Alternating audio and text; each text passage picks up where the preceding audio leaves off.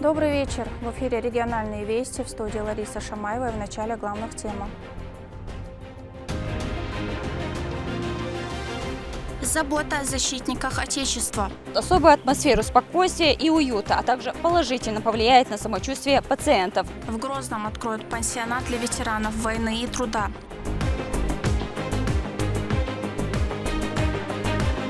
Меры социальной поддержки участникам СВО и их семей. Участникам СВО и их близким не нужно стоять в очереди. Они обслуживаются в ускоренном режиме, вне зависимости от характера обращения. Социальный фонд представил право на приоритетное обслуживание семьям участников специальной военной операции.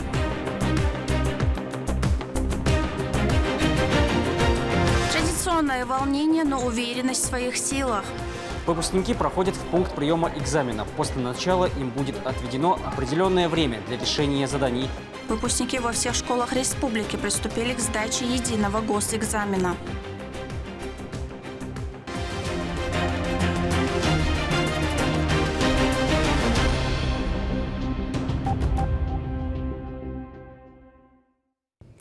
Мусульманский мир уже завтра встретит священный месяц Зуль-Хиджа. Об этом сообщил муфтий Чеченской республики Салах Хаджи Межиев в своем видеообращении к верующим. Он входит в число 4 запретных месяцев и завершает год в исламском календаре.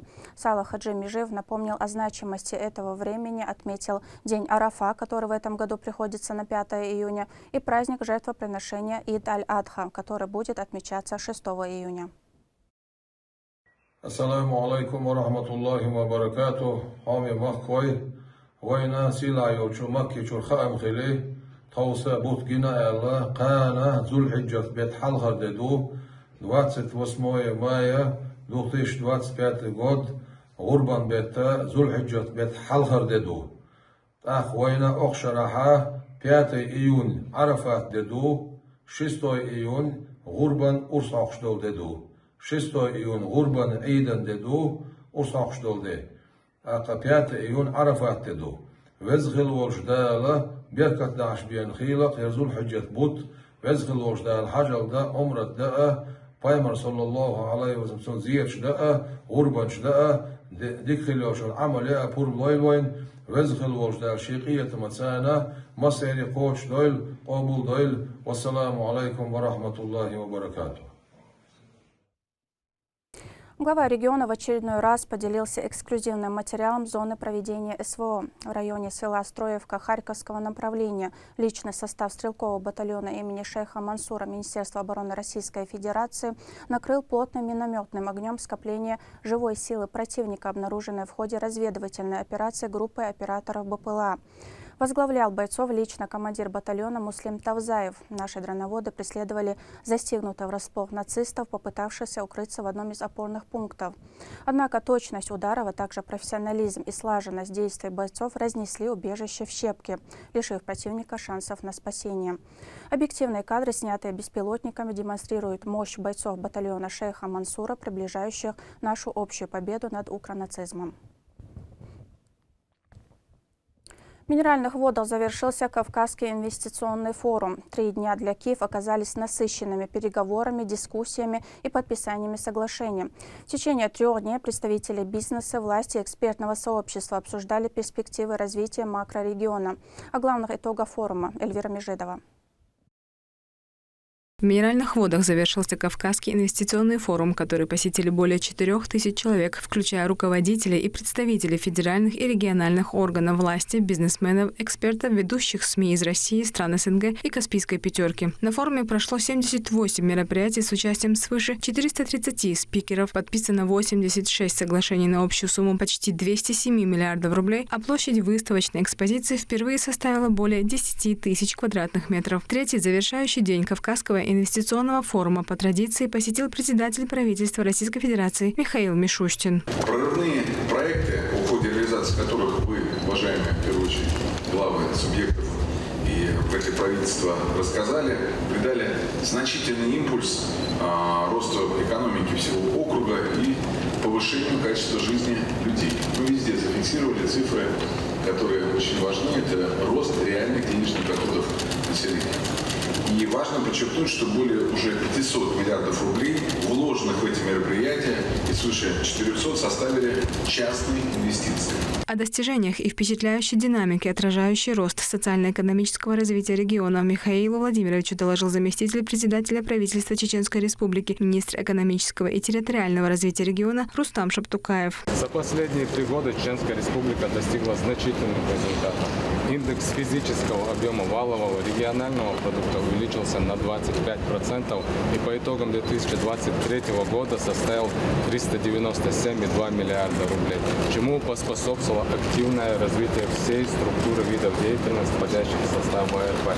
Хотелось бы особенно отметить достижения региона в части снижения численности регистрируемой безработицы. Таким образом, по итогам 2024 года она снизилась на 3 процентных пункта и составила 5%. Численность населения увеличилась на 4,1% и составила 1 576,7 тысяч человек. Индекс промышленного производства 132%. Объем жилищного строительства увеличился в 2,5 раза и составил 2,6 миллиона квадратных метров жилья по итогам 2024 года.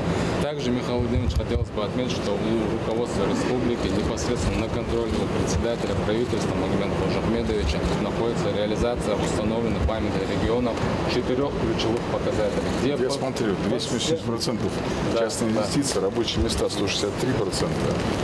ВРП 175%, да, и доходы населения на 10%. По всем ключевым показателям. Одни из лучших показателей. Хотелось бы рассказать. Вот наша жемчужина, аэропорт Грозный Северный имени первого президента, героя России Ахмата Таджикадырова. Сегодня у нас ожидается ввод в эксплуатацию взлетно-посадочной полосы. В текущем году уже мы ожидаем. Также строится активными темпами терминал. Федеральный центр активно помогает, выделяет соответствующие средства на инфраструктуру, на терминал и на аэродромный, и на аэровокзальный комплекс. Тема Кавказского инвестиционного форума в этом году – инвестиционный путь. Прошлое, настоящее, будущее. Организатор форума – фонд Росконгресс при поддержке Министерства экономического развития Российской Федерации. В рамках Кавказского инвестиционного форума Чеченская Республика, она представила свой стенд. Мы здесь показываем, презентуем ведущие наши прорывные проекты в республике, инвестиционные проекты. Наш стенд привлекает внимание многих гостей. Многие из них уже заключили различные соглашения, инвестиционные контракты заключили, полезные для республики. Мы ожидаем, это даст большой эффект в плане экономического развития. Северокавказский федеральный округ играет важную роль на международной арене, а Кавказский инвестиционный форум – не просто дискуссионная площадка, а инструмент для реальных изменений в экономике Северного Кавказа, позволяющий налаживать более продуктивный диалог между представителями бизнеса и власти, становясь площадкой для привлечения инвестиций, формирования деловых связей и демонстрации потенциала региона на федеральном и международном уровнях. Эльвира Межидова, Магомед Ахматов, Вести, Чеченская Республика. В Грозном готовится к открытию пансионат для ветеранов войны и труда, рассчитанный на 230 мест. Проект реализован по поручению главы региона Министерством труда, занятости и социального развития республики. Современный комплекс, оснащенный всем необходимым для комфортного проживания и реабилитации, примет постояльцев уже в ближайшее время. Этот проект – часть социальной программы по поддержке тех, кто посвятил жизнь защите страны и труду на благо общества. О том, как будет устроена жизнь в новом учреждении, какие возможности оно откроет для ветеранов, в репортаже Лейлы Муртазовой. Одно из важных учреждений Грозного скоро начнет функционировать. Это пансионат ветеранов войны и труда, который особо необходим в связи с проведением специальной военной операции. Он рассчитан на 230 мест. Возведение объекта было начато в 2023 году по поручению Рамзана Кадырова. Курировал строительство министр труда, занятости и социального развития Чеченской Республики Усман Баширов.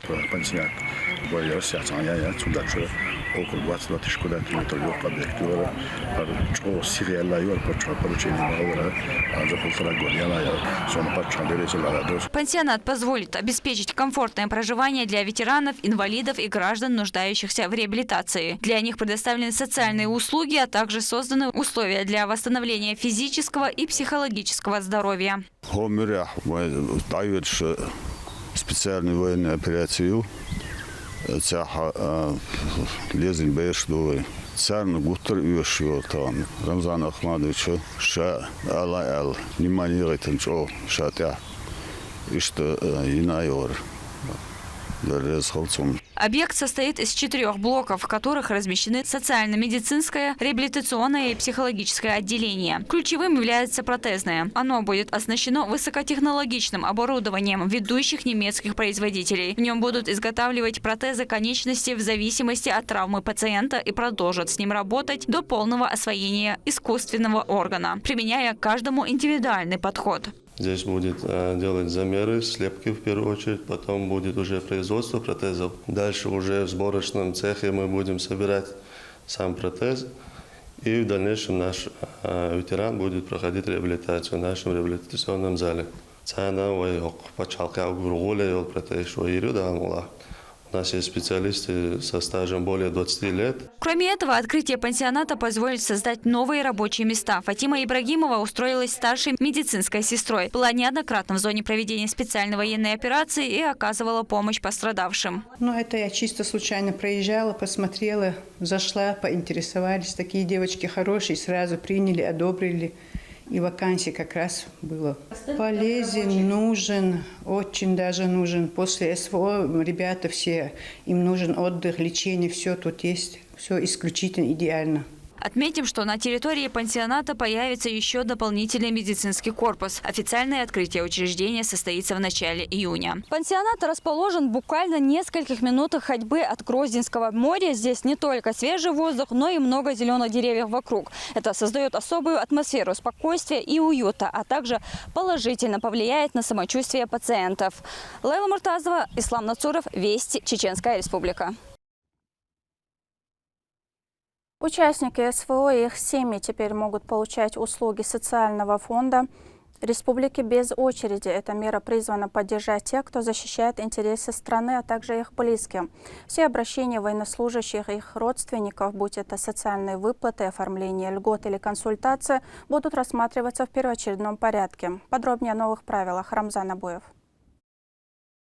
С подачи заявления о назначении пенсии. Лиса Жантимирова пришла в чеченское отделение социального фонда, чтобы оформить пенсию. Для нее, как для матери участника СВО, действует приоритетное обслуживание. Отдельное окно приема вне общей очереди. Без очереди пропустили, все делают, очень хорошо решают наши вопросы. Очень быстро, четко. Такая организация работы с отдельными окнами приема – лишь часть комплексной системы поддержки, которая активно реализуется в регионе. Участникам СВО и их близким не нужно стоять в очереди. Они обслуживаются в ускоренном режиме, вне зависимости от характера обращения. Такая мера – это не просто упрощение процедур, а конкретная поддержка людей, которые отдали все свои силы и здоровье ради выполнения боевых задач. Отделением социального фонда по Чеченской Республике делается все возможное, чтобы доступ к помощи для них был не только гарантированным, но и максимально удобным. Бойцов, ушедших на фронт, дома ждут родные и близкие. Чтобы поддержать семьи участников СВО, предусматривается целый комплекс выплат и льгот. Если отец мобилизован, пособие на детей назначается в упрощенном порядке, без учета дохода. Единовременное пособие беременной жене предоставляется при сроке беременности не менее 180 дней.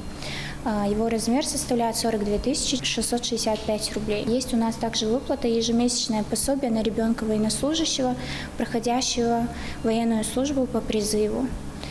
При этом ежемесячное пособие назначается до достижения возраста 3 лет, но только на период срочной службы отца в армии. Размер выплаты составляет 18 285 рублей. Но поддержка не заканчивается на передовой. После возвращения из зоны боевых действий ветераны, чье здоровье пострадало, получают право на бесплатное санаторно-курортное лечение и медицинскую реабилитацию. Эта льгота действует с начала года. Чеченское отделение фонда уже направило по данной программе почти 100 человек. Отделение СВР по Чеченской Республике обеспечит персональное сопровождение участника специальной военной операции на протяжении всего процесса лечения. Длительность санаторно-курортного лечения составляет до 21 дня. Отделение СВР по Чеченской Республике также компенсирует затраты гражданина на проезд к месту лечения и обратно. И, конечно, не забыта и будущая стабильность. Каждый год участия в СВО засчитывается как 2 года пенсионного стажа. Вместе с тем появляется возможность выйти на досрочную пенсию на 2 года раньше при наличии длительного стажа. А пенсионный коэффициент удваивается, что напрямую влияет на размер будущих выплат. В каждом отделении фонда действуют специализированные рабочие группы, призванные оперативно и слаженно решать все вопросы, связанные с поддержкой участников и ветеранов СВО. Более того, руководство ведомства еженедельно отслеживает качество данной работы, обеспечивая постоянный контроль и своевременное реагирование. Рамзан Абуев, Алисхан Кацулов, Вести, Чеченская Республика. Руководители региональных средств массовых информации провели встречу со студентами факультета журналистики Чеченского государственного университета. В формате круглого стола поднимались важные темы для будущих журналистов, такие как значимость этой сферы в современном мире, новые подходы в подаче материала и многое другое.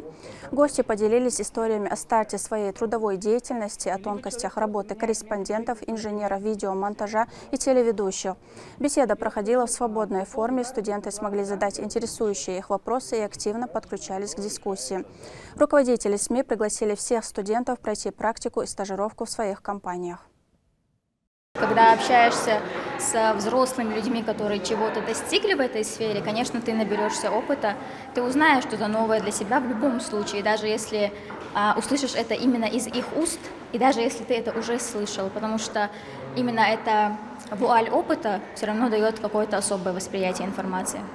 Выводы сделала, что не стоит никогда сдаваться, потому что мы видим взрослых людей, которые проходили трудности, которые учились, работали гораздо раньше, чем я, то есть были еще более тяжелые условия.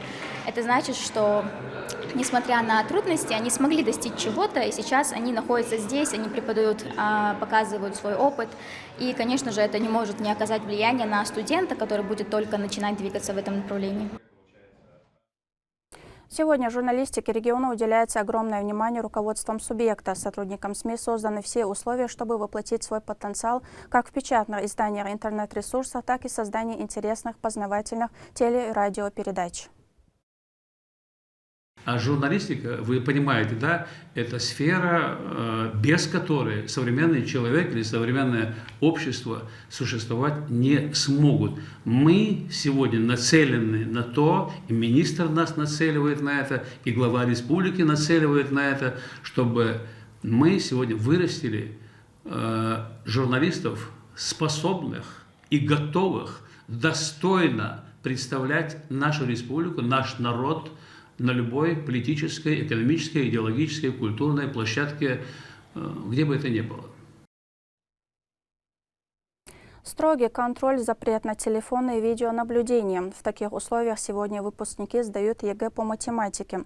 Этот экзамен считается одним из самых важных в выпускной кампании. Его результаты влияют на получение аттестации с поступления в вузы. О том, как проходило испытание 26-й в школе столицы, расскажет Турпал-Али Тайсумов. Единый государственный экзамен. Выпускники проходят его по всей стране. Это важный этап перед тем, как поступать в вузы. На базе школы номер 26 города Грозного учащиеся сдают математику. Один из обязательных предметов. Он необходим, чтобы получить аттестат. Сегодня заявлено у нас 278 участников с различных школ города Грозного. Базовая математика длится 3 часа. Это базовый уровень. Для получения аттестата необходимо выпускникам сдать русский язык и математику базового или профильного уровня. Базовый уровень, соответственно, это уровень для того, чтобы получить аттестат. Профильный уровень позволяет поступить в технические вузы страны. Кабинеты готовы к приему экзаменуемых. Вся инструкция на доске. Однако перед тем, как они туда зайдут, подготовку прошли и сами наблюдатели, чтобы не допустить нарушений, к примеру, дисциплинарного поведения и тому подобное. Тем временем молодые ребята ждут начала. По традиции старт в 10 часов. Никаких гаджетов или же шпаргалок к использованию не допускается. Абубакар Мукоев окончил 61-ю столичную школу. До начала учебы в высшем учебном заведении ему остается буквально несколько шагов. И, как он поделился, подготовка прошла успешно. Волнения нет. 60 класса Кичоншбяшдар, учительница Медина Ахмедовна Ю, Чодик Балха Бойтар, иншаллах, Виказорю, Талурю, легче, чем ОГЭ, я бы сказал, по математике. Какие предметы дополнительно выбрали? химию, биологию, иншалла, медицинских уторов. Какая профессия? Ну вот думаю, на хирурга. Согласно правилам, учеников проверяют металлоискателем на предмет средств связи. Однако выпускники знают об этом и не создают себе лишних забот. На данном этапе важно сохранять оптимистичный настрой, ведь уверенность в себе – половина победы. Выпускники проходят в пункт приема экзамена. После начала им будет отведено определенное время для решения заданий. Результаты будут известны позднее. Турпа, Лолита Исумов, Исаит Эмин Мусаев, Вести, Чеченская Республика. В Грозном полным ходом идут работы по масштабной реконструкции дорожного полотна. В рамках национального проекта «Инфраструктура для жизни» обновят ключевые магистрали города. Подробнее о ходе работ в сюжете Магомеда Азиева.